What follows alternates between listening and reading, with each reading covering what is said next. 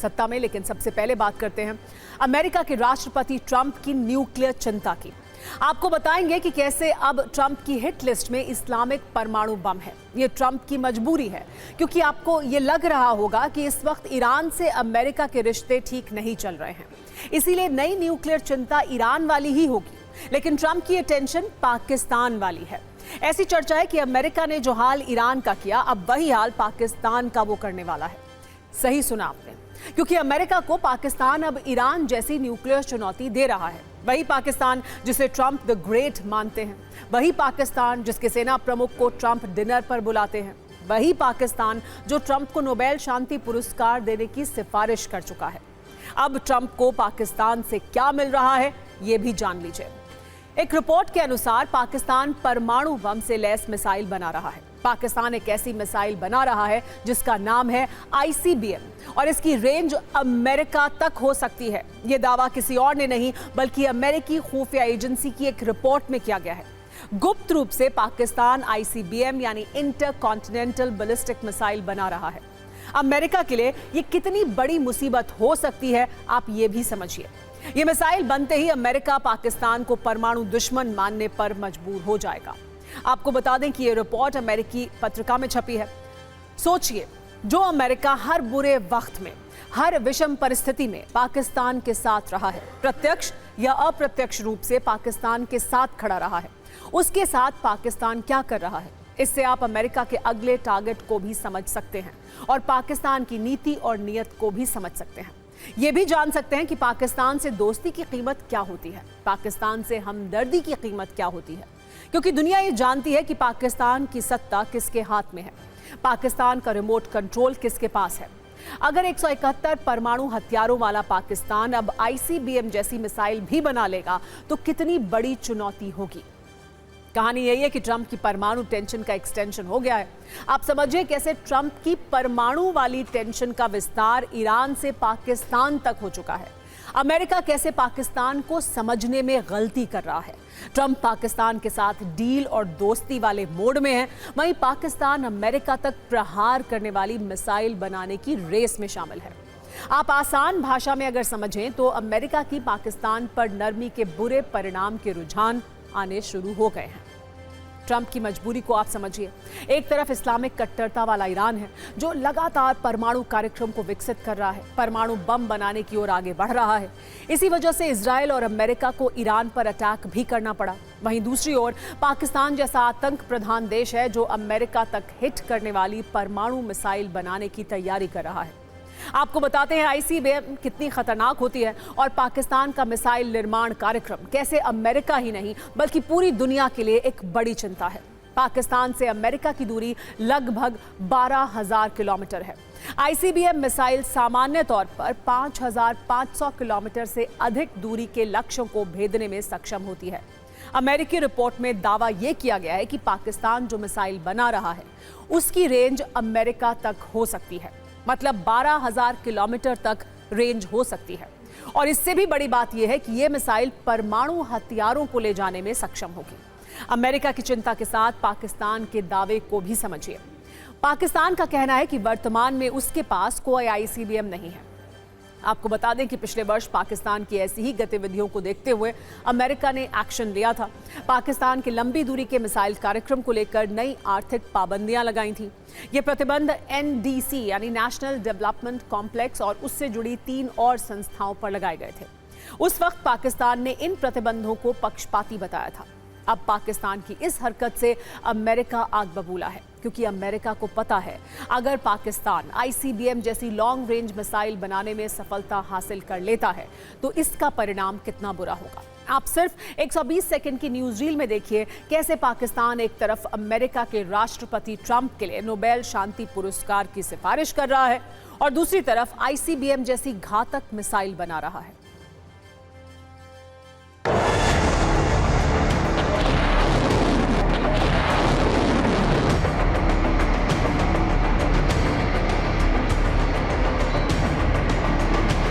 पाकिस्तान की जो मीडिया खबर आई है उसमें उनका रुख इस तरफ है कि वो चुपचाप एक ICBM बनाने की कोशिश कर रहे हैं, जो उनको एक स्ट्रैटेजिक डेटरेंस के लिए शायद रीजनल लेवल से लेके वर्ल्ड लेवल पर स्ट्रैटेजिक डिफरेंस देने की जगह देगा।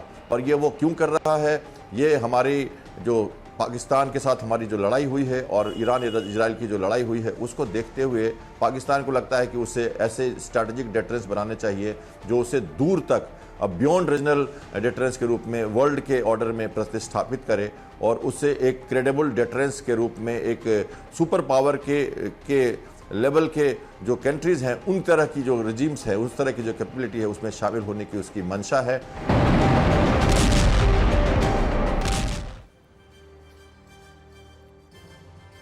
ट्रंप की चिंता वाली इस कहानी के किरदार सिर्फ पाकिस्तान के सत्ताधीश शहबाज और मुनीर नहीं हैं। एक और किरदार है जिसकी शक्ति इन दोनों से कहीं ज्यादा है, जो अमेरिका का बड़ा दुश्मन है। इस नए किरदार का नाम है चीन के राष्ट्रपति शी जिनपिंग। अमेरिका की रिपोर्ट में एक और दावा किया गया है। यह कहा गया है कि पाकिस्तान को चीन से मदद मिल रही है। चीन पाकिस्तान को परमाणु हथियारों के लिए सामग्री दे रहा है। चीन पाकिस्तान को सैन्य और आर्थिक सहायता दे रहा है। हालांकि आईसीबीएम कैटेगरी की मिसाइल को बनाने में चीन की मदद के बारे में स्पष्ट रूप से नहीं कहा गया है, लेकिन इतने संकेत जरूर दे दिए गए हैं कि चीन और पाकिस्तान के बीच हथियारों वाला गुप्त गठबंधन चल रहा है। कुछ दिनों पहले की बात है, अमेरिका की वर्ल्ड थ्रेट असेसमेंट रिपोर्ट में कहा गया था कि पाकिस्तान भारत के ऑपरेशन सिंदूर से घबराकर चीन से मदद ले रहा है। अमेरिका का डर सिर्फ चीन के साथ गुप्त गठबंधन वाला नहीं है। यहां पर नोट करने वाली बात यह है कि इस वक्त दुनिया के किसी भी इस्लामिक देश के पास आईसीबीएम जैसी लंबी दूरी की बैलिस्टिक मिसाइलें नहीं हैं। पाकिस्तान और ईरान जैसे देशों के पास कुछ हजार किलोमीटर तक मार करने वाली मिसाइलें जरूर हैं, लेकिन ये आईसीबीएम की कैटेगरी में नहीं आती हैं। 2025 में सबसे खतरनाक आईसीबीएम मिसाइलें रखने वाले टॉप देशों की अगर बात करें तो रूस के पास आईसीबीएम का सबसे बड़ा भंडार है। करीब 306 मिसाइलें हैं जो 1185 परमाणु हथियारों के साथ हमला कर सकती हैं। इसमें सेटन 2 नाम से मशहूर RS-28 सर्मत दुनिया की सबसे खतरनाक मिसाइल मानी जाती है, जिसकी रेंज 18,000 किलोमीटर तक है। चीन के पास DF-41 मिसाइल है जो ट्रक से भी लॉन्च की जा सकती है और ये 15,000 किलोमीटर तक मार कर सकती है। अमेरिका के सेंटिनल मिसाइलें डेवलप कर रहा है। ब्रिटेन की बात करें तो इसके पास ट्राइडेंट D5 मिसाइल है। ये एक ही बार में कई टारगेट पर हमला कर सकती है। फ्रांस की M51 मिसाइल सबमरीन से दागी जाती है और 10,000 किलोमीटर तक वार कर सकती है। भारत के पास अग्नि 5 है जो 5,000 से 8,000 किलोमीटर तक मार कर सकती है। ये मिसाइल मोबाइल लॉन्चर से चलती है, यानी कहीं से भी इसे लॉन्च किया जा सकता है। नॉर्थ कोरिया के पास वैंगसोंग 18 आईसीबीएम है जिसकी रेंज 15,000 किलोमीटर है और इसका परीक्षण 2023 में किया गया था। जुलाई 2023 में जापान के पास समुद्र में इसका परीक्षण किया गया था। पाकिस्तान के आईसीबीएम और आतंकी प्लान के बाद अब इजराइल के प्लान की बात करते हैं। ईरान इजराइल के बीच सीज फायर को 4 दिन हो चुके हैं, लेकिन इजराइल के सपने में अब भी ईरान के सुप्रीम लीडर अली खामेनेई आ रहे हैं। इजराइल ने बेशक ये दावा किया हो कि उसने युद्ध में अपना मकसद पूरा कर लिया, लेकिन इस वक्त इजराइल को अपनी 2 नाकामियां बहुत चुभ रही हैं। पहली नाकामी है 12 दिन के भीषण युद्ध और बमबारी के बाद भी ईरानी सुप्रीम लीडर खामेनेई का सुरक्षित रहना, और दूसरी नाकामी है ईरान के पास 400 किलो यूरेनियम की लोकेशन को ट्रेस नहीं कर पाना, जिससे ईरान 10 परमाणु बम बना सकता है। इन दोनों नाकामियों पर इजराइल को कितना दर्द है अब ये साफ होने लगा है। इजराइल से जो संकेत मिल रहे हैं उससे ये साफ है कि इन 2 मुद्दों पर ईरान इजराइल का युद्ध एक बार फिर शुरू हो सकता है। दरअसल इजराइल ने खामेनेई को खत्म करने की कसम खाई थी, लेकिन वो कसम अधूरी रह गई। इजराइल को अब इसी फेल्ड मिशन का दर्द है। इजरायली रक्षा मंत्री ये कह रहे हैं कि खामेनेई उनकी रेंज में नहीं आए, वरना उनका खेल भी खत्म कर देते। मतलब जैसे ईरान के परमाणु वैज्ञानिक मारे गए, सेना के टॉप कमांडर्स मारे गए, वही हाल खामेनेई का भी होने वाला था, लेकिन इजराइल को मौका नहीं मिला। इजराइल के रक्षा मंत्री काट्ज के बयान से उनकी नाकामी दिख रही है, वो भी तब जब ये माना जाता है कि ईरान में चप्पे चप्पे पर मोसाद के एजेंट मौजूद हैं। काट्ज ने तो यहां तक कह दिया है कि खामेनेई को मारने के लिए उन्हें अमेरिका की इजाजत नहीं चाहिए, वो ऑपरेशन के दौरान ही खामेनेई को मार सकते थे। उन्होंने साफ तौर से ये स्वीकार किया कि खामेनेई को मारने की ये मंशा दशकों पुरानी है। हालांकि ये भी कहा है कि सीज फायर के बाद हालात बदल गए हैं और अब खामेनेई को मार पाना मुश्किल होगा। इजरायली रक्षा मंत्री काट्ज पहले भी खामेनेई की आधुनिक युग का हिटलर उन्हें बताते रहे हैं। उन्हें जिंदा रहने का कोई अधिकार नहीं है, ये कह चुके हैं। इजरायली रक्षा मंत्री का ये बयान ये बताता है कि युद्ध के दौरान खामेनेई का सुरक्षा प्लान कितना फुल प्रूफ और सीक्रेट था। दावा है कि इजराइल से युद्ध शुरू होने के बाद ही खामेनेई अपने परिवार के साथ अंडरग्राउंड बंकर में छिपे हुए हैं। पिछले 15 दिनों से उनके सिर्फ वीडियो संदेश ही सामने आए हैं। बताया जा रहा है कि 13 जून को खामेनेई की सुरक्षा वाली उम्र स्पेशल यूनिट के हवाले कर दिया गया था। वली अम्र को ईरान का सबसे मजबूत सुरक्षा बल माना जाता है। खामेनेई की सुरक्षा कई लेयर की है। उनकी सुरक्षा में सादी वर्दी में सुरक्षा एजेंट तैनात रहते हैं। इसके अलावा खामेनेई की सुरक्षा सुनिश्चित करने के लिए IRGC के स्पेशल कमांडो भी तैनात किए जाते हैं। मिनिस्ट्री ऑफ इंटेलिजेंस की खुफिया टीम खामेनेई पर किसी संभावित खतरे को लेकर अलर्ट रहती है। बताया जा रहा है कि खामेनेई के बंकर में कोई इलेक्ट्रॉनिक डिवाइस नहीं है। इसके अलावा वो सिर्फ अपने कुछ बेहद भरोसेमंद कमांडर्स से ही मिल रहे हैं। इसी रणनीति ने इजराइल का खामेनेई प्लान फेल कर दिया है। और अब इजराइल का वो दूसरा फेल्ड प्लान भी जान लीजिए, जिससे युद्ध की आग एक बार फिर भड़क सकती है, क्योंकि इजराइल और अमेरिका अब भी ईरान के 400 किलो यूरेनियम का पता नहीं लगा पाए हैं। इस 400 किलो यूरेनियम से 10 परमाणु बम बनाए जा सकते हैं। इजराइल ने अब इसको लेकर भी धमकी देना शुरू कर दिया है। इजरायली रक्षा मंत्री ने कहा है कि ईरान का ये यूरेनियम हमें सौंपना होगा। लेकिन सवाल अब भी यही है कि आखिर ईरान का संवर्धित यूरेनियम गया कहां? यूरेनियम वाली इस पहेली की कुंजी खोलें उससे पहले इजराइल के लिए एक और चिंता वाली खबर आप जान लीजिए। दरअसल नतांज प्लांट को लेकर इजरायली मीडिया ने यह बड़ा दावा किया है, जिसके मुताबिक ईरान में नतांज न्यूक्लियर साइट पर फिर से काम शुरू हो गया है। इस न्यूक्लियर प्लांट से ईरान यूरेनियम को सुरक्षित निकालने की कोशिश कर रहा है। नतांज वही न्यूक्लियर साइट है जिसे अमेरिका ने हमले में बर्बाद करने का दावा किया था। इससे संकेत साफ मिल रहे हैं कि ईरान किसी भी हालत में अपना यूरेनियम भंडार सुरक्षित रखना चाहता है और इसको लेकर अलग अलग दावे किए जा रहे हैं। दावा यह किया जा रहा है कि ईरान अपना यूरेनियम भंडार पिकेक्स में बनाए सीक्रेट न्यूक्लियर सेंटर में रख रहा है। दूसरा दावा यह है कि यह यूरेनियम अंतर्राष्ट्रीय संगठनों की निगरानी में रखा गया हो, लेकिन इसकी संभावना कम है। तीसरा और सबसे विध्वंसक दावा यह है कि ईरान का यूरेनियम किम जोंग उन के देश नॉर्थ कोरिया पहुंच सकता है। अमेरिका के पूर्व NSA जॉन बोल्टन समेत कई एक्सपर्ट इस तरह का दावा कर रहे हैं। ऐसे में सवाल यह है कि क्या अब ईरान अपना न्यूक्लियर बम उत्तर कोरिया में बनाएगा? ईरान इजराइल युद्ध के दौरान नॉर्थ कोरिया पूरी तरह से ईरान के समर्थन में रहा है। कई एक्सपर्ट्स का यह भी दावा है कि ईरान को यूरेनियम की सप्लाई भी नॉर्थ कोरिया से ही हुई थी। नॉर्थ कोरिया ने ईरान को लगातार परमाणु सहयोग दिया है। नॉर्थ कोरिया ने ईरान को तकनीकी मदद दी है। कहा जा रहा है कि किम की मदद से ही ईरान ने परमाणु ठिकाने बनाए। ऐसे में ईरान का 400 किलो यूरेनियम नॉर्थ कोरिया पहुंच सकता है और ईरान का परमाणु कार्यक्रम अब नॉर्थ कोरिया आगे बढ़ा सकता है। हालांकि इसको लेकर अमेरिका और इजराइल की तरह कुछ नहीं कहा गया है, लेकिन चर्चा हर तरफ हो रही है। और अब बात करते हैं अमेरिका के राष्ट्रपति डोनाल्ड ट्रंप की, जो दुनिया में वर्ल्ड लीडर के तौर पर मशहूर होना चाहते हैं। नोबेल पीस प्राइज चाहते हैं, लेकिन उनकी हरकतें ऐसी हैं, वो वर्ल्ड लीडर बनकर रह गए हैं। उनके भाषणों और प्रेस कॉन्फ्रेंस में दिए बयानों को आप सुन लें तो ऐसा लगता है कि उन्हें लीड करने से ज्यादा आनंद डील करने में आता है, जिसको लेकर अक्सर उनकी आलोचना होती रहती है। लेकिन उनका रवैया ऐसा ही रहा है तो उन्हें वर्ल्ड का सबसे बड़ा डीलर कहा जाने लगेगा। वैसे आपको ये बता दें कि ट्रंप बिजनेसमैन ही हैं और उनके लिए बिजनेस से बड़ा कुछ नहीं है। जिस तरह भारत में प्रॉपर्टी डीलर्स की दुकानों के बाहर ऐसे बोर्ड लगे होते हैं, उसी तरह वॉशिंगटन DC में व्हाइट हाउस के बाहर एक बोर्ड लगाया जाएगा जिस पर लिखा होगा ट्रंप कूटनीतिक डीलर। हमारे यहाँ हर प्रकार की डील कराई जाती है। वैसे आज ये चर्चा हम इसलिए कर रहे हैं क्योंकि कल एक बार फिर उन्होंने भारत के साथ डील को लेकर बेचैनी दिखाई है। इससे पहले भी अलग अलग देशों के साथ डील वो खेल चुके हैं। ट्रंप ने कहा है कि भारत और अमेरिका के बीच जल्द ही बड़ी ट्रेड डील हो सकती है। ट्रंप के मुताबिक वो दुनिया के सभी देशों से शानदार डील कर रहे हैं, जिनमें चीन भी शामिल है, और ट्रंप के मुताबिक अगला नंबर भारत का है।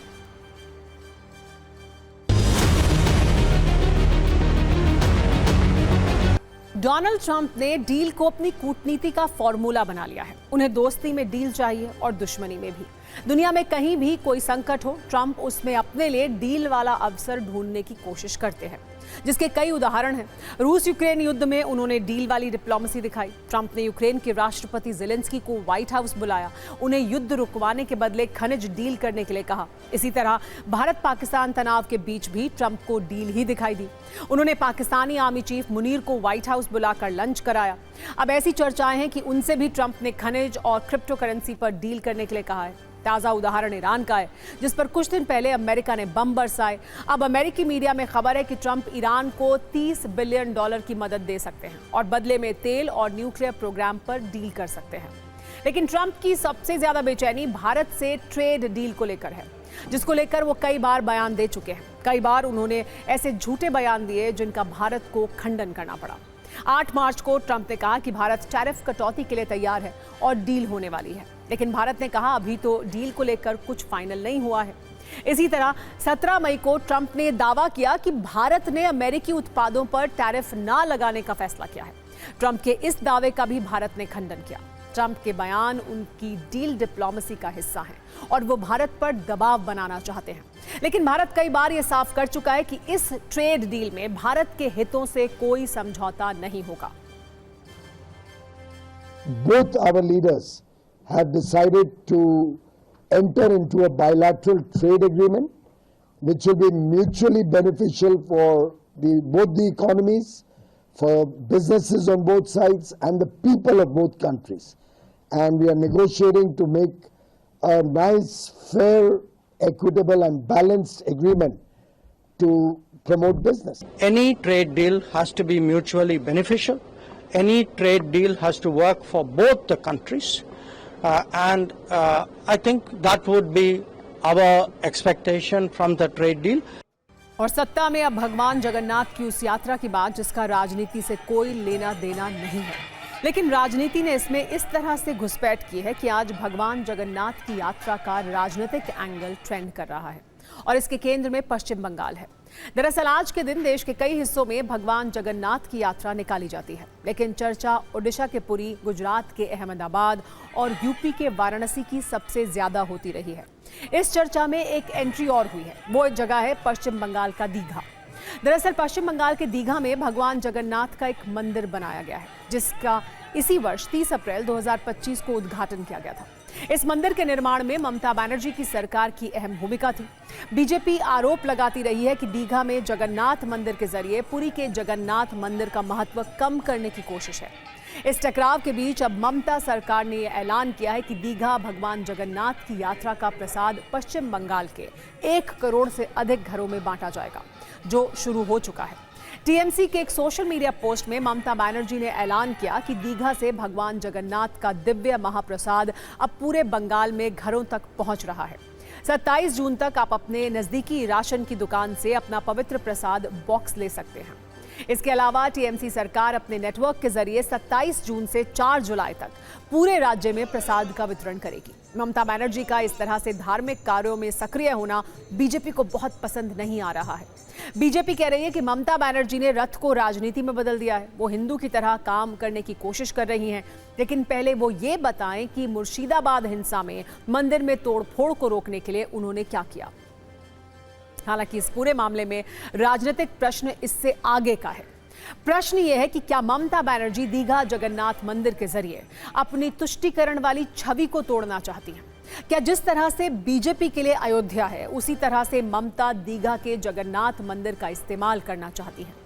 क्या ममता बनर्जी पश्चिम बंगाल में हिंदू मुस्लिम वाली विभाजित राजनीति को खत्म करने की कोशिश में है? क्या 2026 के पश्चिम बंगाल विधानसभा चुनाव से पहले दीघा मंदिर ममता के लिए अयोध्या का राम मंदिर बनने वाला है? पश्चिम बंगाल में इन सवालों पर खूब राजनीतिक चर्चा हो रही है। वैसे एक सच ये भी है कि बीजेपी को 2024 के चुनाव में अयोध्या राम मंदिर का कुछ खास फायदा नहीं मिला और 400 पार का नारा देने वाली बीजेपी 240 तक जाकर रुक गई। हालांकि पश्चिम बंगाल में दीघा की जगन्नाथ मंदिर और पुरी के जगन्नाथ मंदिर की तुलना शुरू हो गई है। भगवान जगन्नाथ, बलराम और सुभद्रा के दर्शन के लिए हजारों लोग दीघा पहुंच रहे हैं। ऐसा दावा किया गया है कि यहां हर दिन कम से कम 1 लाख लोग दर्शन के लिए पहुंचते हैं और यहां पहुंचने वाले लोग ये कहते हैं कि पूरी जगन्नाथ धाम है तो दीघा एक अजूबा है। इस्कॉन से जुड़े राधा रमन दास तो ये तक दावा करते हैं कि दीघा जगन्नाथ धाम पर जगन्नाथ देव का आशीर्वाद है, ये अगले 1000 साल तक बना रहेगा। उन्होंने ये भी कहा कि हाँ, दीघा जगन्नाथ मंदिर 2026 के लिए ममता की अयोध्या है।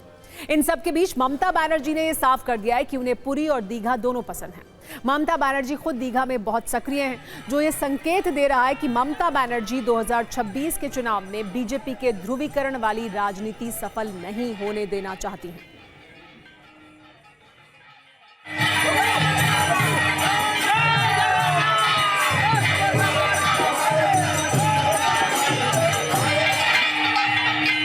मुझे लगता है कि वो पुरी के मंदिर में उनको घुसने नहीं दिया गया था, इसलिए शायद वो पुरी की रथ यात्रा को मॉक करके नया रथ यात्रा बनाने की कोशिश कर रहे हैं। लेकिन ऐसा तो नहीं होगा ना, पुरी तो एक धाम है, वहाँ पे सारे हिंदू की श्रद्धा है। लेकिन वो मंदिर कहाँ है, उन्होंने तो खुद लिख के भेजा है कि वो कल्चरल सेंटर है। तो दिखावे के लिए ऐसा नहीं करना चाहिए, हिंदू धर्म को लेकर इसलिए छेड़छाड़ी नहीं करनी। दीघा का जगन्नाथ धाम के प्रसाद, इसके बारे में वो जो लोग हिंदू बोलकर जो ये मैलाइन कर रहे हैं, डिस्टॉर्टेड कैंपेन कर रहे हैं, वो पूरा फेक हिंदू है, भैजाल हिंदू है। हिंदुइज्म का मतलब ही उनको नहीं समझना। हुआ ये कि तृणमूल के खिलाफ वो लड़ते अभी भगवान का खिलाफ लड़ने शुरू कर दिया।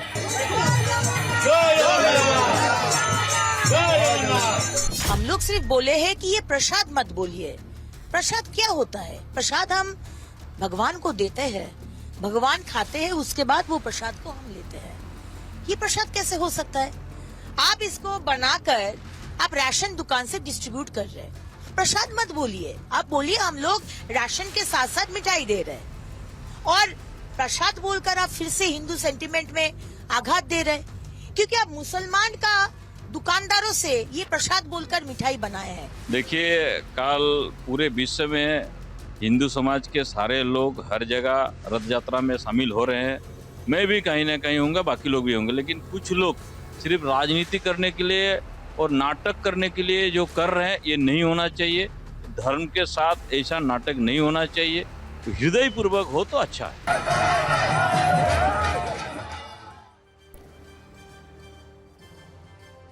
वैसे इस राजनीतिक एक्शन और रिएक्शन के अलावा आज पूरे देश में धूमधाम से भगवान जगन्नाथ की यात्रा निकली। पुरी में भव्यता सबसे ज्यादा थी।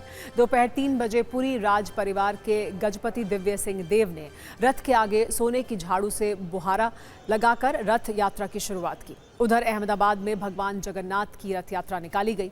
गृह मंत्री अमित शाह ने सुबह 4 बजे मंगल आरती की। इसके बाद मुख्यमंत्री भूपेंद्र पटेल ने पाहिंद विधि पर कर रथ यात्रा की शुरुआत की। हालांकि इसी रथ यात्रा में सुबह 10 बजे एक हाथी बेकाबू हो गया और 100 मीटर तक भागा। इसके बाद रथ यात्रा में भगदड़ सी मच गई, लोग इधर उधर भागते दिखे। बेकाबू हुआ हाथी 17 हाथियों के ग्रुप में सबसे आगे चल रहा था। मुश्किल से उसे काबू पाया गया। इस हादसे में एक व्यक्ति घायल भी हो गया है।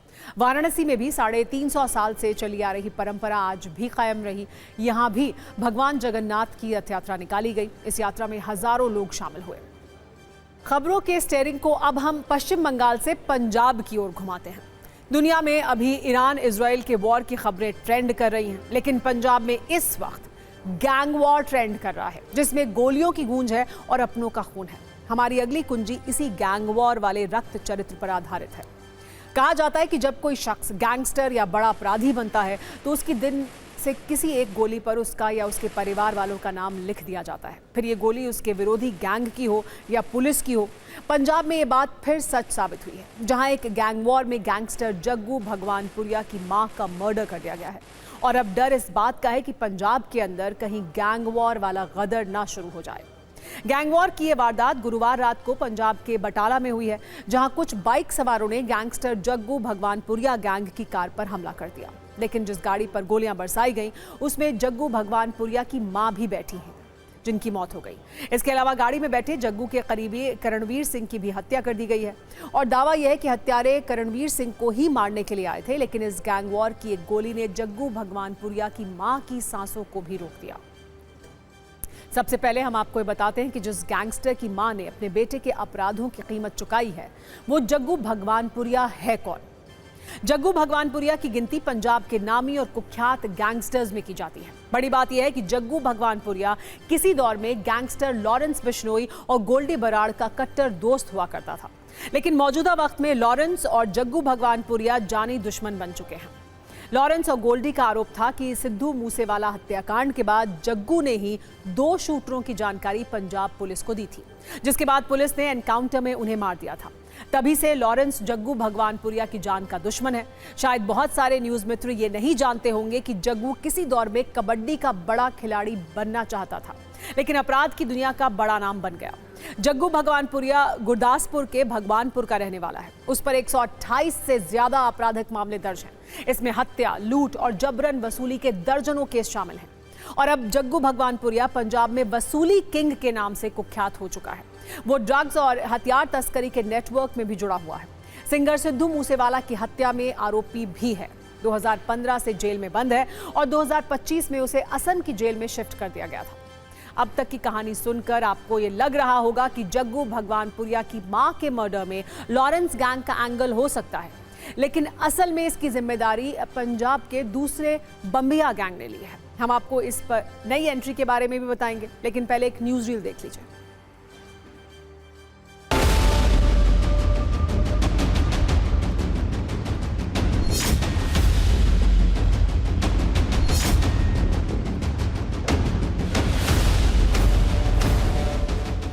पंजाब के गुरदासपुर के बटाला में एक हैरान कर देने वाली वारदात सामने आई, जहां पर सरेआम एक महिला की गोली मारकर हत्या कर दी गई है। मामले की जानकारी मिलने के बाद पुलिस की टीम मौके पहुंची और जब तफ्तीश शुरू की तो महिला की पहचान जग्गू भगवानपुरिया, जो कि एक गैंगस्टर है, उसकी मां के रूप में हुई है। पुलिस ने तफ्तीश आगे बढ़ाई तो पता लगा कि करीब 3 लोगों ने इस पूरी वारदात को अंजाम दिया है। पुलिस लगातार आरोपियों की तलाश में जुटी हुई है, लेकिन इस वारदात ने कहीं ना कहीं पंजाब में गैंगवार की आशंका को बढ़ा दिया है। हाँ, अभी इन्वेस्टिगेशन जारी है। 2 अननोन जो उनके ऊपर करा FIR 103 पे करी है, BSN के तहत मर्डर का केस दर्ज कर दिया। अभी इन्वेस्टिगेशन कर रहे हैं, जो भी होगा उसमें जो भी फैक्ट्स आएंगे उसके हिसाब से कर रहे हैं।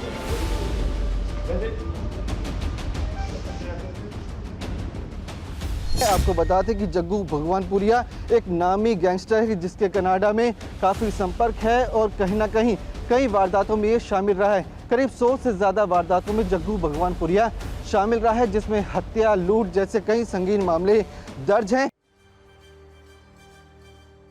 दरअसल जिस बम्बिया गैंग ने इस गैंग वॉर और मर्डर की जिम्मेदारी ली है, वो ऐसा गैंग है जो कदम कदम पर बिश्नोई गैंग को चुनौती देना चाहता है और अब ये जग्गू भगवानपुरिया गैंग का भी कट्टर दुश्मन बन गया है। बम्बिया गैंग की शुरुआत भी पंजाब से हुई थी और इसे शुरू किया था देविंदर सिंह सिद्धू ने, जो पंजाब के बम्बिया गांव में रहता था। साल 2010 में पहली बार एक हत्या के मामले में देविंदर बम्बिया को गिरफ्तार किया गया था। इसी दौरान जेल में वो कुछ गैंगस्टर्स के संपर्क में आया और फिर शार्प शूटर बन गया। 21 साल की उम्र में जेल से भागकर उसने एक गैंग बनाया और उसे बम्बिया गैंग का नाम दिया। साल 2012 से लेकर 2016 तक पंजाब के कई शहरों में देविंदर बम्बिया का खौफ फैल चुका था। हालांकि 9 सितंबर 2016 को पुलिस के साथ हुए एनकाउंटर में देविंदर बम्बिया को मार दिया गया। फिर उसके राइट हैंड रहे गौरव उर्फ लकी पटियाल ने गैंग की कमान संभाली और कत्ल, हत्या की कोशिश, फिरौती जैसे अपराधों की फहरिस्त को उसने आगे बढ़ाया। वैसे तो लकी पटियाल भी चंडीगढ़ का रहने वाला है, लेकिन अभी वो आर्मेनिया से ऑपरेट करता है। पिछले कई वर्षों से उसे प्रत्यर्पण पर भारत लाने की कोशिश हो रही है, लेकिन कामयाबी नहीं मिल सकी है। हूटर बज चुका है, यानी सत्ता में आज का वक्त खत्म हो गया है। कल शाम 7 बजे आपसे एक बार फिर मुलाकात होगी।